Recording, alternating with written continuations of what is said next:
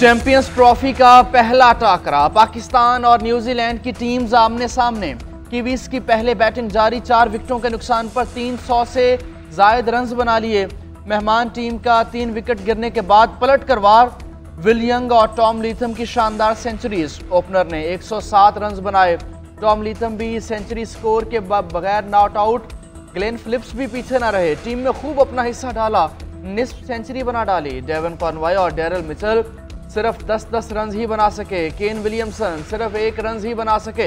नसीम शाह 2, हारिस रऊफ और अबरार अहमद की 1-1 विकेट। शाहीन शाह अफरीदी कोई विकेट हासिल ना कर सके। फखर जमान पहली ओवर में मामूली इंजरी का शिकार होकर खेल से बाहर और फिर चंद ओवर्स के बाद लौट आए। उधर मतवाले मेगा इवेंट में पाकिस्तान की जीत के लिए पुरुम्मीद।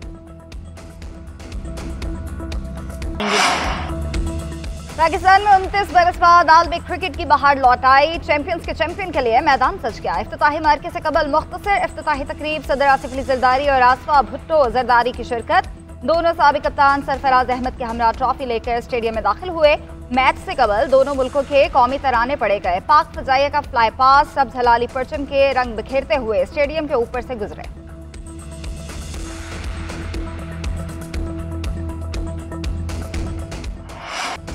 चैंपियंस ट्रॉफी का नया एनिमेटेड प्रोमो आते ही छा गया। आईसीसी की वीडियो में मेगा इवेंट में शरीक तमाम कप्तानों की एनिमेटेड किरदारों को दिखाया गया। प्रोमो देखने वाले दंग रह गए। मोहम्मद रिजवान समेत दीगर कप्तानों को उनके बेहतरीन स्ट्रोक्स खेलते देखा जा सकता है। आईसीसी ने कैप्शन में लिखा, स्टेज सज चुका और तमाम कैप्टन तैयार हैं।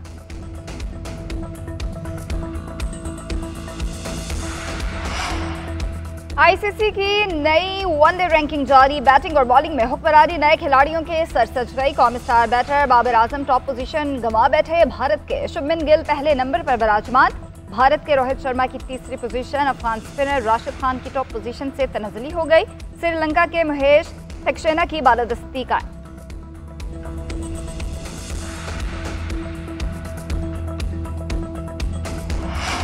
मुआशी इस्तेहकाम फ़र्द वाहिद नहीं बल्कि पूरी टीम की ख्वाहिशों की बदौलत मुमकिन हुआ। मईशत की पायदार तरक्की के हवाले से मज़ीद मेहनत के लिए पुरज़म है। खित्ते में तिजारत के फ़रोग़ की मौजूदा इस्तेदाद से भरपूर फ़ायदा उठाएंगे। वज़ीर आज़म का इजलास से खिताब, कहा मकामी सनत को इस काबिल बनाएंगे कि हमारी बरामदात बैनुल अक़वामी मार्केट में मुकाबला कर सकें। सनत, ज़राअत, IT की तरक्की, रोज़गार की फराहमी और बरामदात में इजाफ़ा अव्वलीन तरजीहात में शामिल है। डिजिटल करेंसी को रेगुलेट करने के हवाले से भी मुशावरा जारी है। वज़ीर आज़म की ज़ेर सदारत इक़्तिसादी मशावरती काउंसिल का इजलास। अरकान का हुकूमती पॉलिसियों पर एतमाद का इजहार। मुस्तक़बिल के लिए तजावीज़ दी। शुरका ने कहा, हुकूमती मुआशी टीम ने तमाम अंदाज़ों और तज्ज़ियों को गलत साबित किया। पाकिस्तान की मईशत मुस्तहकम और तरक्की की जानिब गामज़न है।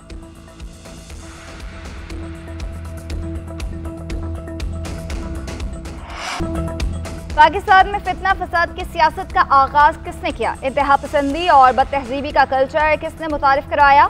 मुल्क पर हमले का जो धब्बा है वो किस पर लगा? हम तलबा को लैपटॉप दे रहे हैं, ये पेट्रोल बम और किलो वाले डंडे दे रहे हैं। आज जिस चीज़ की वो सजा भुगत रहे हैं उसके पीछे और भी बहुत वजूहात हैं। मुल्क का नुकसान पहुँचाने वालों को कभी मुआफ नहीं करूँगी।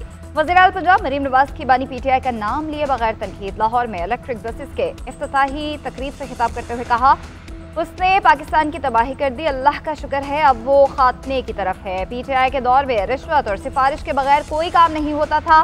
मैंने आज तक कुर्सी को अपने कारोबार के लिए इस्तेमाल नहीं किया। मुल्क को आगे लेकर जाना है तो नून लीग की हुकूमत चलती रहनी चाहिए। मेरी कारकर्दगी पर वो बात नहीं कर सकते, मैं मेहनत कर रही हूँ। मरीम नवाज ने पंजाब में इलेक्ट्रिक बसेस का इफ्तिताह कर दिया।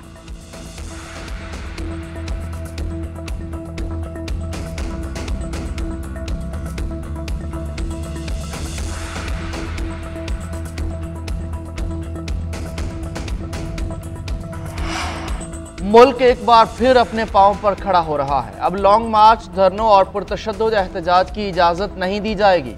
मसनूई सियासी बहरान पैदा करने की किसी कोशिश को कामयाब नहीं होने देंगे। पार्लियामेंट के अंदर और बाहर इंतशार फैलाने वालों के अज़ाइम बेनकाब करना होंगे। नून लीग के कायद नवाज शरीफ की सेनेटर इरफान सिद्दीकी से मुलाकात में गुफ्तगू, कहा एक गिरोह संजीदा मुज़ाकरात और सियासी अफ़हाम व तफ़हीम की सलाहियत नहीं रखता। तरक्की का सफ़र जारी रहता तो आज IMF और बैरूनी मदद की ज़रूरत ना रहती।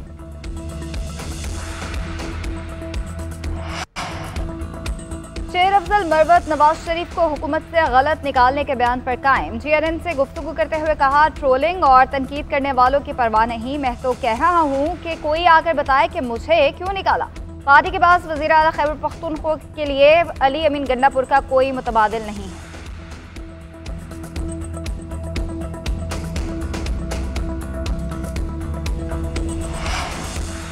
आर्मी चीफ का दौरा बरतानिया। जनरल सैयद आसिम मुनीर को पहले रोज तारीखी royal horse guard parade ground में गार्ड ऑफ ऑनर पेश किया गया। ISPR के मुताबिक आर्मी चीफ बरतानवी अस्करी और सिविल क़यादत से मुलाकातें करेंगे।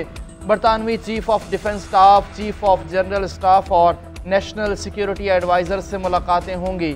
आर्मी चीफ की बरतानवी होम सेक्रेटरी से भी मुलाकात schedule. Army chief land warfare centre और फर्स्ट स्ट्राइक ब्रेकिंग का भी दौरा करेंगे। आर्मी चीफ बरतानिया में 7वीं रीजनल स्टेबलाइजेशन कॉन्फ्रेंस में शिरकत करेंगे। आर्मी चीफ उभरते हुए वर्ल्ड ऑर्डर और पाकिस्तान के फ्यूचर आउटलुक पर इजहार ख्याल करेंगे। फौजी अदालतों में सिविलियंस के ट्रायल के खिलाफ इंट्रा कोर्ट अपीलों पर समाअत। लतीफ खोसा ने दलाइल में कहा कि कौम की नजरें इस केस पर हैं। सुप्रीम कोर्ट अंडर ट्रायल है। जस्टिस अमीनुद्दीन खान ने रिमार्क्स दिए कि सुप्रीम कोर्ट अंडर ट्रायल नहीं, अदालत ने आइन और कानून के मुताबिक फैसला करना है। जस्टिस अमीनुद्दीन खान ने रिमार्क्स दिए कि सेक्शन 2D का 9 मई पर इतलाक होता है या नहीं, मुआवनत करें। लतीफ खोसा ने दलाइल में कहा कि मुल्क, इदारों और फौज को मजबूत करना है तो आइन को फॉलो करना होगा। बानी PTI के वकील अजीज भंडारी ने दलाइल में कहा कि फौज आर्टिकल 245 के इख्तियार से बाहर नहीं निकल सकती। जस्टिस मोहम्मद अली मजहर ने रिमार्क्स दिए कि माजी में आर्टिकल 184 के तहत ऐसे फैसले हुए जिससे लोगों का नुकसान हुआ, लोगों ने बहुत तकलीफें उठाई, इसीलिए पार्लियामेंट ने अपील का हक दिया। केस की समाअत मुलतवी।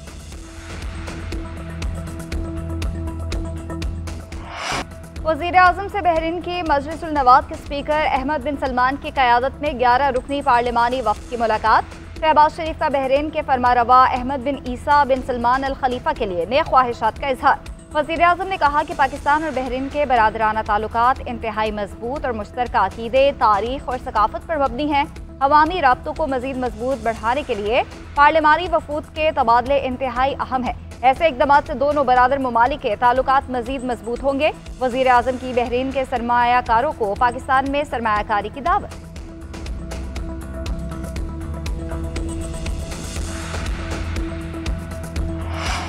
बैनुल-अक़वामी बरादरी मसला कश्मीर का पुरअमन हल तलाश करे। नायब वज़ीर आज़म इसाक डार का सलामती काउंसिल में मुबाहिसे से खिताब। गज़ा की सूरत हाल पर तशवीश का इजहार। इसराइली मज़ालिम की शदीद मज़म्मत। मुस्तकिल जंगबंदी यकीनी बनाने का मुतालबा। इसाक डार की UN के सेक्रेटरी जनरल से मुलाकात। UN की हिमायत जारी रखने के अज़म का इयादा। वज़ीर ख़ारजा इसाक डार सऊदी नायब वज़ीर ख़ारजा से भी मिले। इक़्तिसादी शोबे और सलामती से मुतालिक ताउन को मज़ीद फ़रोग़ देने का अज़म।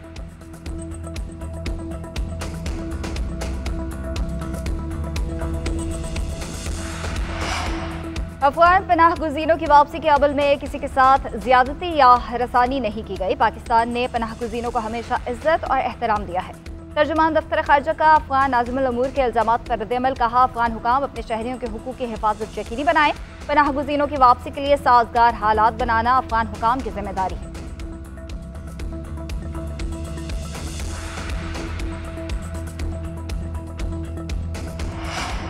कुर्रम का मसला आज का नहीं, 30 साल से चल रहा है। ये मसला फ़िरका वारियत का है। बैरूनी क़ुव्वतें इन्वेस्टमेंट कर रही हैं। दहशत गर्दों की शनाख्त कर ली। फसादात में मुलव्वस अफराद बच नहीं पाएंगे। वज़ीर आला KP अली अमीन गंडापुर कहते हैं ज़िले में अमन के लिए काम कर रहे हैं। CCTV कैमरों के लिए 2 अरब रुपए मुख्तस कर दिए।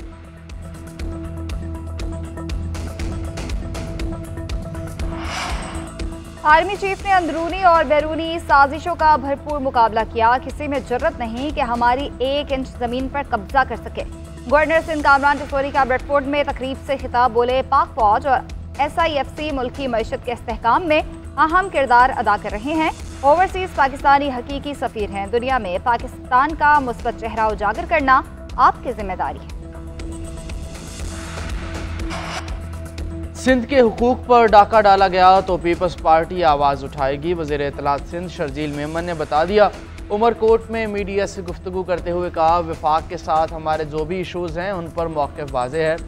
उन्हें ब्लैकमेल नहीं कर रहे, चाहते हैं हमारे जायज़ मुतालबात पूरे किए जाएँ।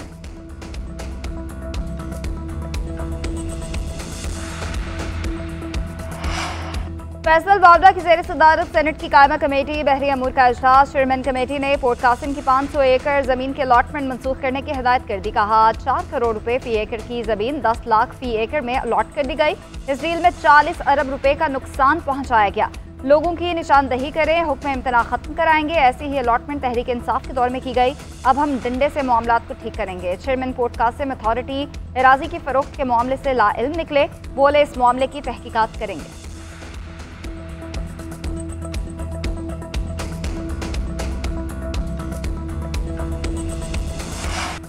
अदालती हुक्म के बावजूद बानी पीटीआई की बुशरा बीबी से मुलाकात न कराने पर तौहीन अदालत की दरख्वास्त। इस्लामाबाद हाई कोर्ट ने 27 फरवरी को सुप्रिटेंडेंट अडयाला जेल को जाती हैसियत में तलब कर लिया। बानी के वकील ने मौक़िफ़ इख्तियार किया कि बानी पीटीआई से मुलाकात के हवाले से हुक्म पर अभी तक अमल नहीं हुआ। जेल सुप्रिटेंडेंट के बयान के बावजूद दोनों की मुलाकात नहीं कराई जा रही।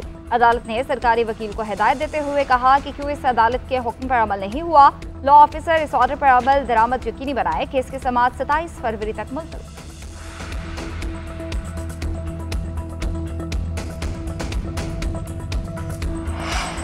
लाहौर हाई कोर्ट ने चेयरमैन नादरा की बरतरफी का सिंगल बेंच का फैसला कलअदम करार दे दिया।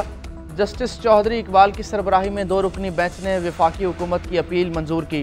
हुकूमती अपील में कहा गया कि चेयरमैन नादरा की तैनाती कानून के मुताबिक की गई। सिंगल बेंच ने हक़ाइक़ के बरअक्स चेयरमैन नादरा को ओहदे से हटाने का फैसला दिया।